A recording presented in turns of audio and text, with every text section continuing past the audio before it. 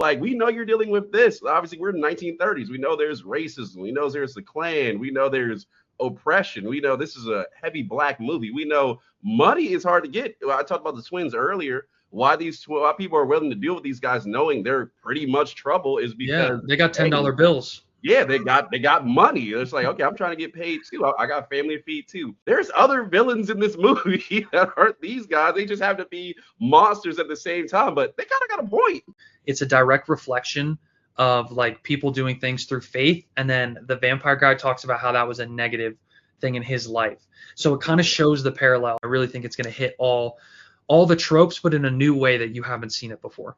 Yeah, and to mention that to piggyback your point, I do like how each vampire does that gets screen time does have their own personality. Like you said, in other movies, you would just walk outside and get mauled by a bunch of people, but every vampire here is their own person. Everyone will talk to you and kind of barter their own wants. What's going on, everybody? Minor League Films are here to talk Ryan Coogler's Sinners. Got my guy Tristan in here. We just both saw the movie. We got some feelings about it. We want to let you know. Like that video, all that good stuff. Let's hop into it. Tristan, how you feeling? We're feeling good about this movie. It's definitely the best movie of 2025. This movie did what Mickey tried and definitely failed to do. There's a lot going on, but it's a fun film. Go out to the theaters and see this one. It's also a big win for Warner Brothers, huh? Like, they needed a good movie like this.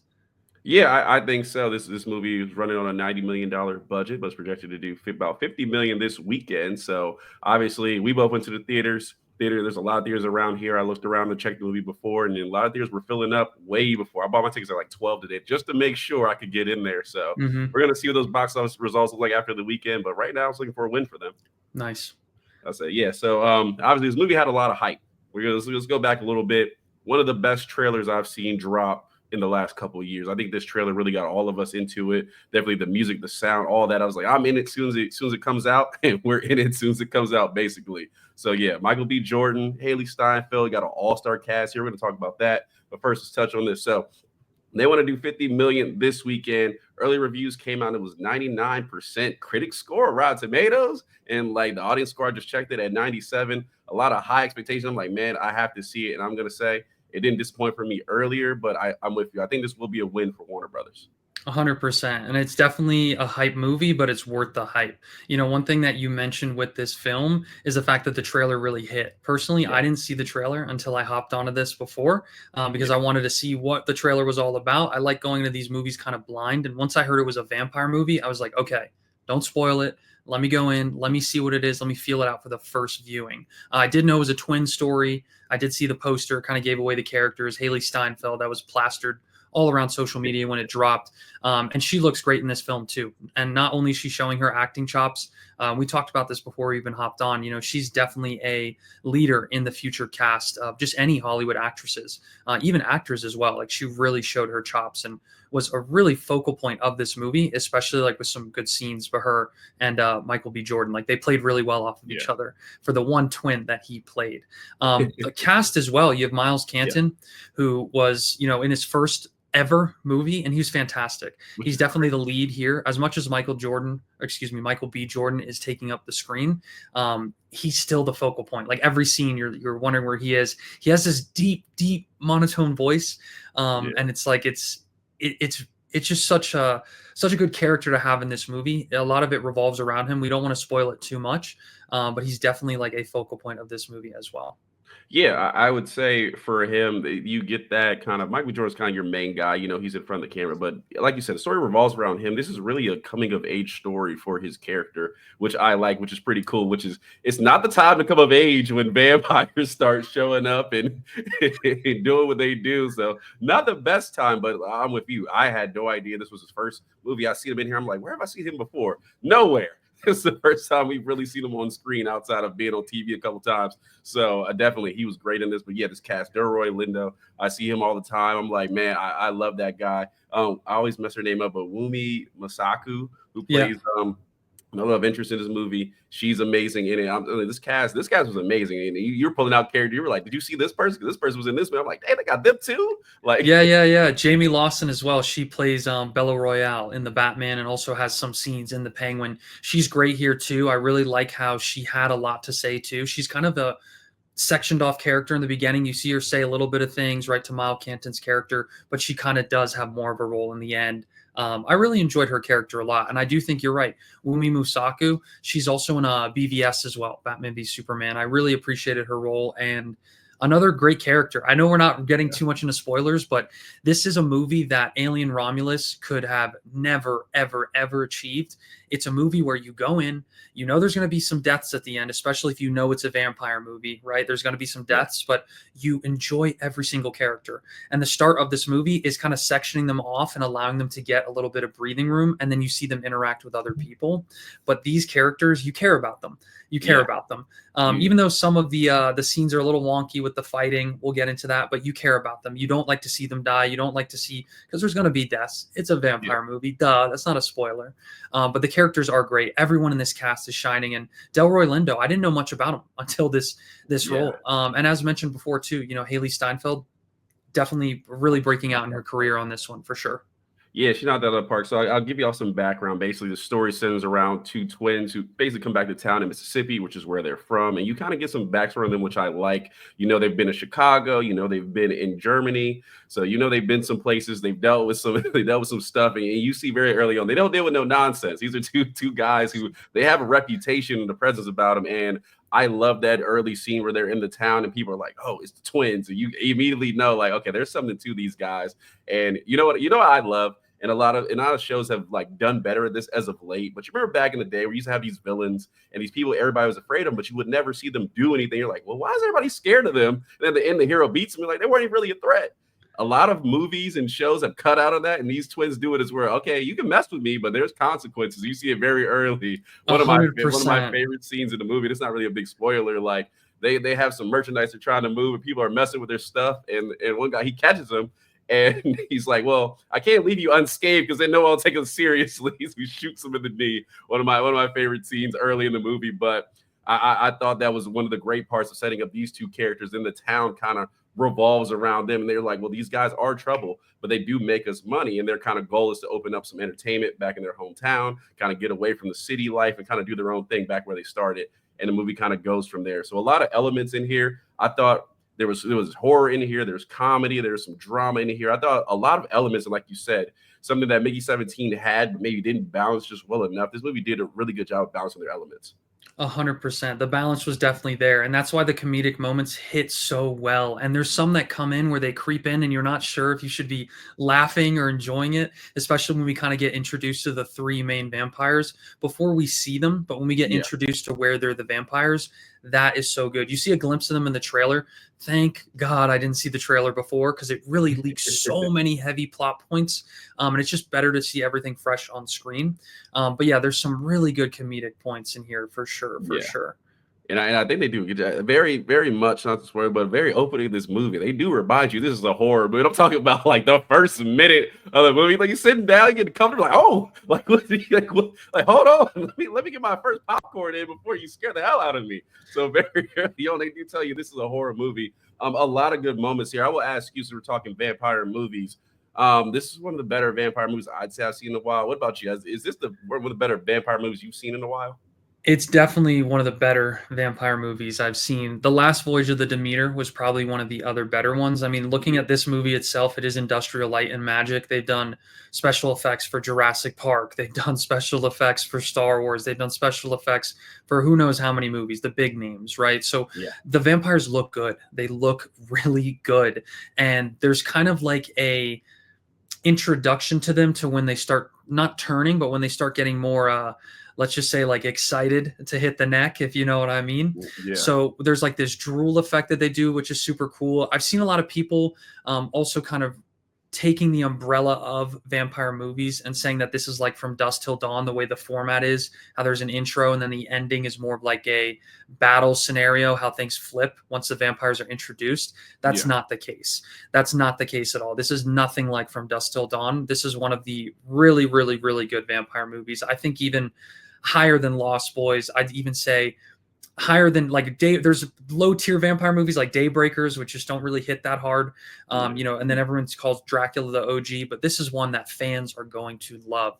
When they go in on the lore, there's silly like tongue-in-cheek moments with it, and they do a scene that's very, very similar to The Thing, You know, when everyone gets in a circle and they Yeah. test the blood, right, to see if they're the thing or not. They do something like that as well. We're not going to spoil how they do it, but it's very funny and subtle. Yeah. But the lore is it's interesting. They find a way to kind of expand it more, and they find a way to make it feel where it's not redundant, where it's like, oh, it's a vampire movie, duh, there's garlic or this and that, right? It Yeah. feels like a new opening into the genre. And one thing we're going to talk about is also the bottom like layer of this movie is all about music, and the vampires are kind of infused by the music. There's kind of a similarity Yeah. there, as well as how they're like transcending across like their planes, right? Because vampires are still alive, but they're dead. The vampires are great here. I'll just close it out by saying this: if you love vampire movies, this is the movie for you. And it's a really, really good grounded film to where the world feels big, despite most of the movie taking place at one location. And you brought this up too when they're going through the town when he shoots the guy, right? Like that's actually showing a big, big world. I turned to my buddy at the movie and I was like, this is not a Hollywood set. And even if it is, which it is, it's a Hollywood set, it doesn't feel like it. You're like immersed into this time frame and you really feel like in that time period, especially with the clothing, what everyone's wearing. It's a great vampire movie, and it's also going to expand more on things that you didn't think could fit into a vampire movie. So take that, Mickey 17. It's not like we're jamming sauce into this or we're jamming vampires, right? The sauce never fit. Here, the sauce is all throughout, and it's just layered so well. It's a great vampire movie. I digress. They spread it across the pizza just fine. But Yes. like you said, this is 1930s. This is Mississippi. But like you said, with the vampires here, a couple of things I like that I'll touch on. One, they already know you have some knowledge of vampires going in. They don't have to over explain certain things that you're already gonna know. You're like, oh, you don't have to be like, oh, why is that happening? Because you already know it. You've dealt with vampires through all these movies, but they give them more of a background and in a kind of a motivation. And that's my favorite part about this movie. The vampires, for the most part of this movie, make pretty good sense. They're good salesmen. They're like, look, like we know you're dealing with this. Obviously, we're in the 1930s. We know there's racism. We know there's the Klan. We know there's oppression. We know this is a heavy black movie. We know money is hard to get. I talked about the twins earlier. Why people are willing to deal with these guys knowing they're pretty much trouble is because they got $10 bills. Yeah, they got money. It's like, okay, I'm trying to get paid too. I got family to feed too. I love how those elements blend in, and you look at the vampires, you're like, well, there's other villains in this movie that aren't these guys. They just have to be monsters at the same time, but they kind of got a point. Did you feel that as well? I didn't get that. I heard people talk about that after in the review. I just thought it was more of the battle between how it's like it's a religious movie, and then obviously like that guy's literally the devil, you know what I mean? Like the white demon, she says, that white demon spoke Chinese to me. Like that was so funny too as well. But that's kind of the context that I saw there. And he's kind of converting them over. There's also something, I don't want to spoil it right away. We can talk about it, but there's something at the end of the movie where it's a direct reflection of like people doing things through faith. And then the vampire guy talks about how that was a negative thing in his life. So it kind of shows the parallel. I understand like the context of the film and how it's like in a time period during like around the Jim Crow laws. Like I understand that, but I didn't see that pull from the vampires. If that was something in his monologue, he said, that's not what I was aimed at. Yeah, I thought he allured at certain things of the time, and also too, and I don't think it's really a spoiler, but he's also Irish, which also adds to it because if you go back in history, you know also he knows, or at this time period, he should know what oppression is like, definitely being Irish. So that also adds to why he's such a good salesman and being like, yeah, I've been here. I know what you're talking about. I've been there and I'm trying to give you a better way. Unfortunately, I might have to bite the hell out of you. You know what I'm saying? Everybody might not be as handsome as Michael B. Jordan here because some people, obviously, their wounds ain't as clean, but he is a good salesman at that point. But I thought that was one of the parts of the movie where I'm like, I'm coming in, I'm like, I think if they expand on this, they should do a good job of it. And when they get into it, it's like, yeah, that works there. It gives a good sales to the point where it's like, maybe I'll think about it. You know, it might be something I might consider, even though we know it's probably not the right thing to do. Yeah, I mean, they definitely, again, like the whole context of it being a vampire movie and in like where we're explaining to the audience what a vampire movie is, they do drag something out for the longest time, but it makes sense because it pitches into what they're trying to sell. They're like, well, just invite me in. Like, oh, why won't you come in yourself? Well, that wouldn't be polite of me. You know, I'm asking before. Like, there is kind of this whole sense of like pulling in, right? Obviously, when you invite a vampire in, that gives them the access to all of they're feeding frenzy. They get that Yeah. opportunity to start that right once you let them into their home. So there's a little bit of that too that's played into it, where it's the salesman pitch of it, and there is a whole salesman thing going on at one point. Spoiler, spoiler, spoiler, spoiler. When the husband is already turned, right? He's like, "Baby, everything's great out here. Like, everything's great. Like, it's nice. I got the car ready, baby. Come on." Like that part. And then right next to her on the left hand side, the guy's getting like ripped apart, and she's like, "Baby, he's getting killed." He's like, "It's all good. Like, I got the car ready to go." Like, there's this whole pull, and it's really well done, because a lot of the vampire movies, there's no opportunity to see them bargain or be polite. Usually they just pounce for their prey, right? But that whole border of the door, again, another spoiler, because the door plays a big role in this film. Yeah. That doorway gets like 15, Yeah. 20 minutes of screen time. It does. So with that door, it's like it allows you to kind of see that perspective of them. Really, really interesting take on vampires. I know I said it earlier in this review, but it is a fanatic vampire movie. I really think it's going to hit all the tropes, but in a new way that you haven't seen it before. Yeah, and to mention that, to piggyback your point, I do like how each vampire that gets screen time does have their own personality. Like you said, in other movies, you would just walk outside and get mauled by a bunch of people, but every vampire here is their own person. Everyone will talk to you and kind of barter their own wants against what you want, because they know you, even though it is kind of like, memory spread around, everybody kind of gets the concept. It's like, no, everyone still is individualized. It's not just a hive mind. And I feel like in a lot of movies, they'll just sing on that hive mind thing. They'll just be like, "Oh, they're vampires. They'll maul you. They'll attack you." You'll have one guy talking. Everyone in here gets their own screen time once they're vampires. And I thought that's one of my more favorite parts of the movie. It's like, okay, he turned, but he's still him. And they understand now, and now he can say like, "Hey, it's still me. Like, I still have these memories. I still talk to you. Remember what we were trying to do? We can still do it now from this side." And I thought that was one of the better parts of the movie that I haven't seen in a lot of vampire movies. They haven't done that before. One thing, did you like too how he said that they knew all each other's memories, and like how they were kind of like interconnected that way? Like, that was super interesting. And then there was some story to that where he knew, spoiler, spoiler, spoiler.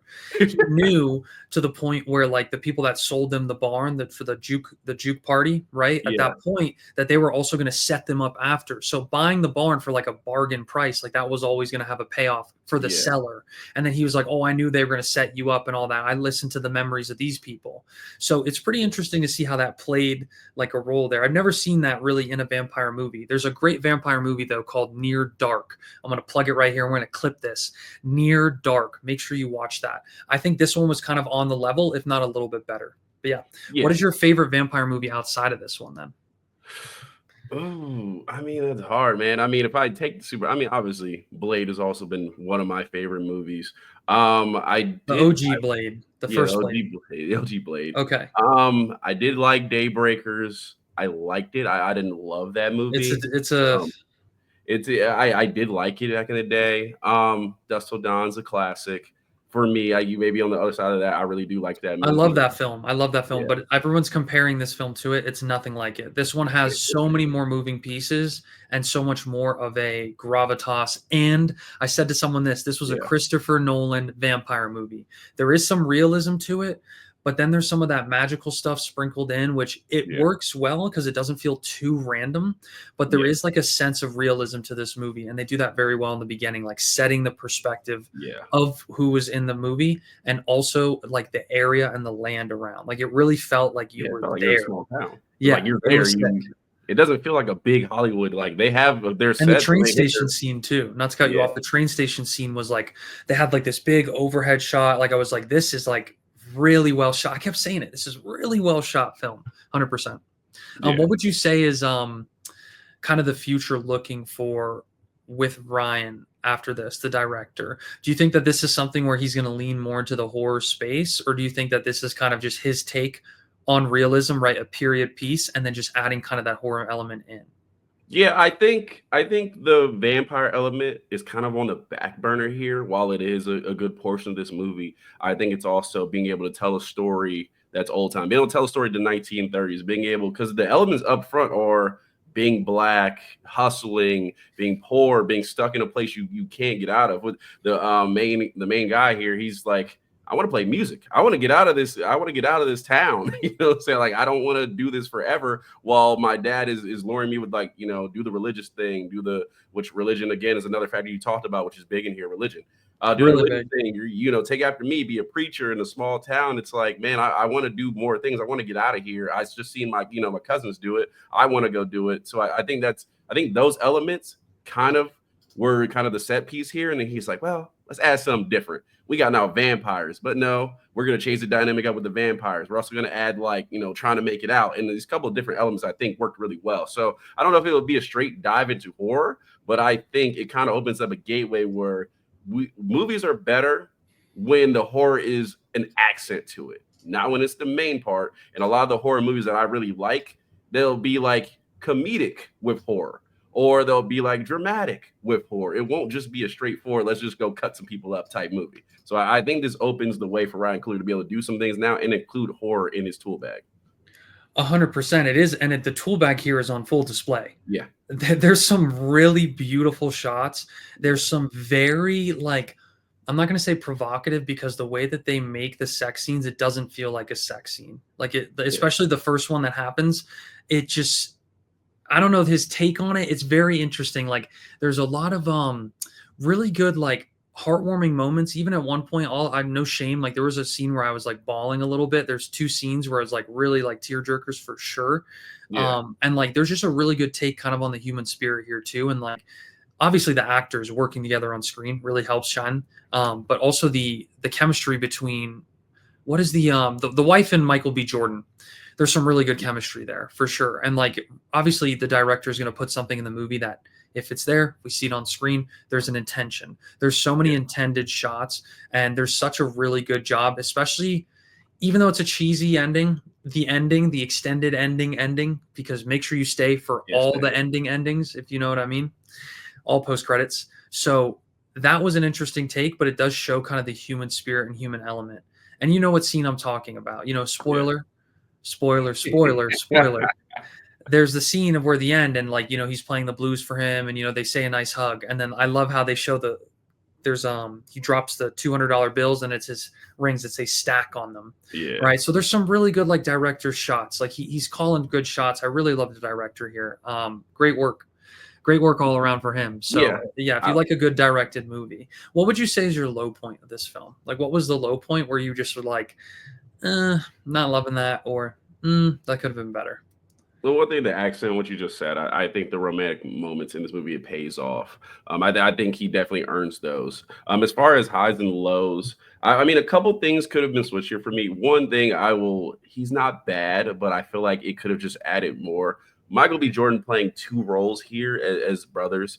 I don't mind it, but I didn't feel like I needed Michael B. Jordan in both of those roles. I feel like somebody else adding another dynamic to the role probably could have even extended the movie for me, because I'm so locked in with him as one of the characters, because it's just more traditional to me than the other character. And I'm like, I can see the difference. I can see that you're making these two characters different, but I feel like the dynamic I'm getting from one of them, like, I knew from the beginning, I'm like, okay, I know, like, this is the guy we're going to end up following. So I can tell, like, the difference in those characters. I felt like that could have added another dynamic for me. I don't know if you felt that too, or you felt like he did a good job in both roles. I will say that the technology of having two people on screen like that is fantastic. We've never seen anything like that. There's also a hand-on-hand combat scene where, like, there's a lot. It's not really shaky cam. There's some good shots, and it literally looks like both of them are on screen. Like, there's no wonky shots at all, but it is hard to tell the difference of them. There's multiple scenes where they're just talking to one person, and I can't tell who's who. There's slight little changes. Like, obviously one has a gold tooth. The other, Michael B. Jordan, has a kind of a tighter vest, and then also like a brighter tie. So there's definitely those differences. The way they speak as well, there's mannerisms, like, but there are scenes where, like, a few seconds in, I'm like, oh, okay, that's the other twin. I was like, is that okay? That's okay. No, it's not. I'm kidding. But yeah, like, it's definitely a role that could be interchangeable. But I think for this film, and also, like, again, I was not too much of a Michael B. Jordan fan until seeing this. I think he did a really great job. I still think, though, and, you know, DC fans or Marvel fans, boo me all you want, but Ezra Miller and the way he played off that chemistry was way better, because that was two different characters. Yeah, and I felt that. I felt if you compare it to like an Ezra Miller in the Flash, I think he does. I probably had a more enjoyable watching the differences between his characters than I did watching the differences between B. Jordan's characters. Well, I once will they say that. turn, there's more of a difference too. Like once he turns, Yeah, which is spoiler, yeah. I mean, that's in spoiler. the trailer. It is in the trailer. Yeah, Don't watch movie trailers, man. it's I in the don't. trailer. Yeah, so that's not really a spoiler. But Yeah. I will say to give this movie credit, I didn't feel a lot of low moments. I felt like moments in I wish it would have maybe dove deeper, and I'm not going to spoil those because those should come of the big points in the movie. I feel like moments that could have went deeper, but there was never a moment where I'm like, time is it, or like I want to go use the bathroom. This is a good time. Like I never felt that low. I felt there's a mediocre point that it hits at some times of like, okay, I'm just enjoying it, but what's coming? But I really felt a low. But I have quite a few highs in this movie that I really liked. Here's my low point. Okay. Spoiler, spoiler, spoiler. The scene where the Asian lady finally calls them in, where she welcomes them. She said, "Come on in, you mother vampires." Yeah. When that happens, that fight scene, it's so unrealistic for a movie that really tried to be realistic and grounded to a certain extent. Yes, there's supernatural elements, but it feels grounded. That scene was so silly. And there's even shots, and if I didn't see this, then my eyes are lying to me, but there's even shots where there's kind of extra people that weren't in the opening group getting bitten and turned, which I didn't understand. You don't know who they are. Or you don't know, Like, yeah, they're just random characters. Like I thought the only people in the barn, which is were our the main six. set of characters, were the ones. So Except there's for just some scenes there where it feels like they're just killing time. But there's also a reason why that fight ends sooner than expected. It's still a bit silly in a certain regard, and I think that's the scene people are trying to like put it as a reference with Dusk Till Dawn, but it's not like that at all. So that's my low point. I think another low point as well with the film is that the use of the magic, like it's in there, it's definitely in there. It's not this is the sauce, like the Mickey 17 sauce. They do it better because it's introduced in the early segments, and they do it better because they super subtly, and I don't know if you saw it, when the lady when Michael B. Jordan goes back to visit his wife, right? Yeah. At one point there's like this kind of warp effect on the screen when she's talking about the mojo patch or whatever he has, the mojo bag. There at one point there's like a warp, and then when Michael B. Jordan goes to try to bite his neck, it happens like again where it kind of like it warps, and we see that happen. So he mentions, I've been around the world, I haven't seen these spirits or anything, this and that, right? So pretty interesting to like see how like that plays a role. But I don't think that it's like too random. And the only time that there's a low point is when it's like used again, as I mentioned, like when he tries to bite him, there's really no explanation. And the last low point, and this is not a low point because the ending of the film is really well done, how it wraps up. Yeah. But the spoiler, the ending and the reason why is kind of silly. It's kind of silly. Like, what do you mean? Like, oh, he told his brother, "Hey, bro, I know you about to bite my neck." And like, or no, he's down on him with the stake. He's no, he's literally like this. Yeah, he's down. He's like, "Don't worry, bro. I won't hurt Sam. I won't hurt preacher boy Sam. Like, I got you, fam. Like, hey, peace, man." Like, and like, how, bro? They're literally in hand-to-hand combat. Like, there should 100% be, like, I guess he had the chance to take him out. I mean, sort of spoiler. He had a chance. Also, he's a vampire. He's a vampire. He needs to eat. Bro needs a feeding frenzy. He's got to dive in on the neck. So, the fact that he just brushed it off. And he was so adamant on converting his brother, right? But I guess it's because he killed the wife. He actually took her life. He was like, "Promise me you will," and he did, which is savage. Yeah. That was a sad scene. Yeah, I mean, it was. I gotta agree with you, especially the part where they go to fight and they let everybody in. It is one of those where it's like, well, who's that? Because I know all 6 people here, and like, there's 2 shots they show. Yeah, and I see what happens to all of them after. So who are those other people that are just like extras running out to get bit? I also think the ending was kind of not the ending, not to cut you off, but before I forget a low point, the way that the head vampire spoiler, the way the head vampire dies, it's a little like drawn out too long, and it kind of takes away like his fierceness. I kind of wish he was like, he kind of like accepted it. I wish he was kind of like struggling a little bit, like chasing after them as he's burning up. I just felt that was kind of weak, the way that they all kind of died, which makes sense. Like it's a not hive mind, but however, whatever, the sun comes out, they all start burning. Yeah, No, obviously it's a vampire movie. It was a lowish. I didn't want to jump in the spoiler, but that was a lowish point where I'm like, "Yeah, okay, they ran. All y'all can run, but I guess y'all just want to hang out here and But I and see will what say y'all got." the high point of the film, 100%, 100% the high point, like where the trajectory really starts to hit. The high point is where we first get introduced to the head vampire, where he jumps into the shot, and they show this in the trailer where his back's on fire, and that's where it's like, yes, here come the vampires. And the way it's set up and how people are chasing him, they're like, "Ma'am, don't let this person in your house. We believe they're dangerous." It's so well done, and the suspense really builds up there.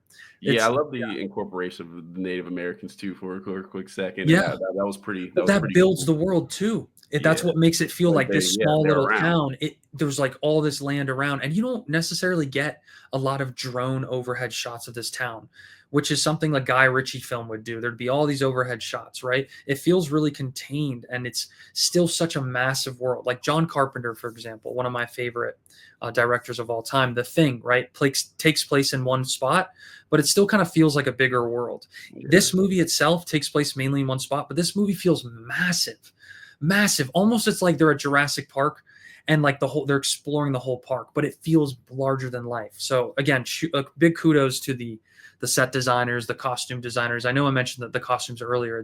Yeah, It's they're so great. well done. And yeah, just this world feels huge. But yeah, that's the high point of the film. When you get introduced to the first vampire, you're like, this film is going to be really good. There's definitely a point. You mentioned there's a mediocre point that kind of happens towards the beginning of the third act, like right before the third act starts, when they're kind of Yeah. figuring things out.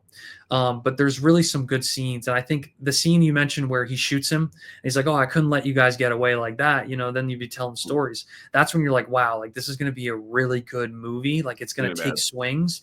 And then another one too is where they're at the train station and you get introduced to Haley Steinfeld's character. That was really, really, really, it's like just great acting. There's another scene too where I was like, damn, this is a good movie. Um, Yeah, the all right. part where we talked about this too, but it's like the first time the guy comes back and it's the conversation at the door where Yeah. he's like, "Well, let me in." Like you're like, "Damn, this is a good movie." And that guy's from the first Transformers. He's been in a lot of other movies too. Yeah, Great, that's great Omar actor. Miller. Omar Miller, Omar he's really Miller, good. yeah, he's a goat. So there's just so many good scenes where it's like, you know, good thing I came to the movies to watch this. That's how I felt throughout this movie. So what's your rating on this one? I mean, it's got to be pretty good. It ain't no Mickey 17. You know, No, this is like a Mickey 100.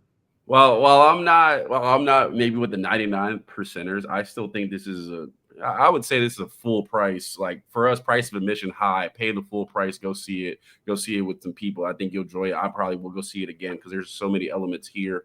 Overall, I think it's a price of admission movie. I think Haley Steinfeld is a standout in this. I have not seen her really act this well in a movie, nor be this hot. The movie is one of the more movies I'm like, man, like I get it. Like if I didn't get it before, I get it now.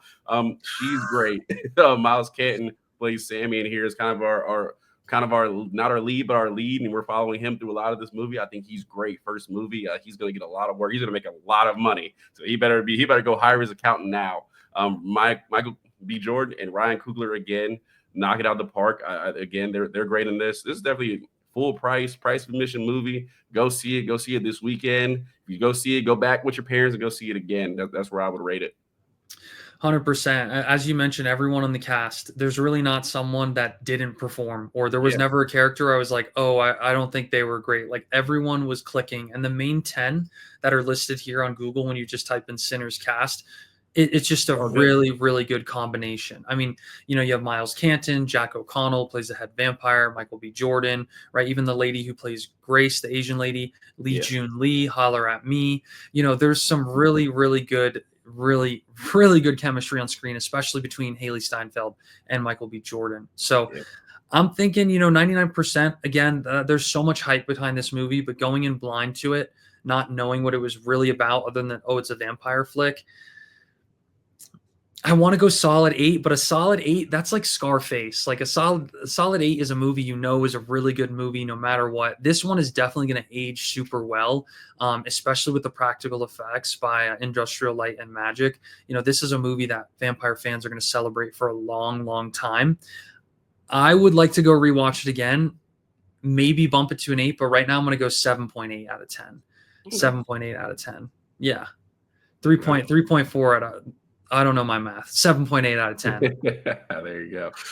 No, most definitely go and check it out. I will label this spoilers. We have some spoiler stuff in there, but honestly, there's so much more we can talk. I mean, like, even the racists are good in this movie, so like, even they're good. I'm like, yeah, I'm enjoying watching them. They're playing good Well, the characters. ending So. scene is so rewarding. There's so many like good Yeah, payoff scenes here. The only one I didn't really like was the killing of the head vampire, but there's so many scenes where you're like, wow, like the yeah, writers were really thinking about this. This was not, oh man, working man, Sylvester Stallone, let me lend a hand.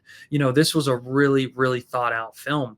And I think that there's a lot of movies where, and I'll bring up Romulus again because, Mickey 17, Romulus, just two bad movies, especially Romulus. I mean, I'd rather eat glass than even say the name, but Romulus tried to bring together a lot of these elements of the Alien movies to serve the franchise, but also innovate. This movie took just the base level of vampire lore and elevated it just a teeny bit with music. And it's just so I well didn't even touch done. the music. The music is good too. It's so well done. And that's really what makes this movie just maybe an 8 out of 10, but I'm still sticking 7.8. But still, it's a big win for Warner Brothers. Shout out Haley Steinfeld. She really did her thing. Michael B. Jordan. There could have been some better differences between the two characters, but regardless, he acted them both Yeah. very well. And every side character, someone you enjoy, you really care about the cast. Yeah, no, I'm right with there. Cast amazing. It was amazing. Again, it's projecting 40, 50 million. Definitely get out and see it and help them hit that because I think they deserve it for what they put out. I think it's going to be a win for Warner Brothers in the long run. But yeah, that's mostly what I got here. If you got any closing thoughts, but I have a moment, go and like that video. Hit the comments below. Let us know what you thought about it. If you've seen it, I will label this a spoiler. So if you got some stuff in there, just throw it in there. It'll be fine. We'll read it and get back to you on it. Tristan, you got anything before we get out of here? Man, I don't know. Is a divorce in the future of Haley Steinfeld? Let's see. But in this future, I would definitely say if I had an 8 ball in front of me, a magic crystal ball, I'd tell you to go see this movie this weekend. It's definitely a fantastic film, something you want to bring your vampire buddies to. And, obviously never let a vampire into your home. That's something you don't want to do. But smash this like button, smash the subscribe button, smash your computer while you're at it, smash your head into a clove of garlic. All right. Yeah. It's Sinners. There you go. Definitely watch it if you want to check us out. We are here at Minor League Films. It's going to be Minor League Films pretty much at all social media, Corona Comics on TikTok. Other than that, it's Minor League Films here. So definitely do that. Hit that sub, hit that like button, talk about it again. Ryan Coogler delivers a well shot movie. Go see it. All that good stuff. We will catch you next time. We are out of here.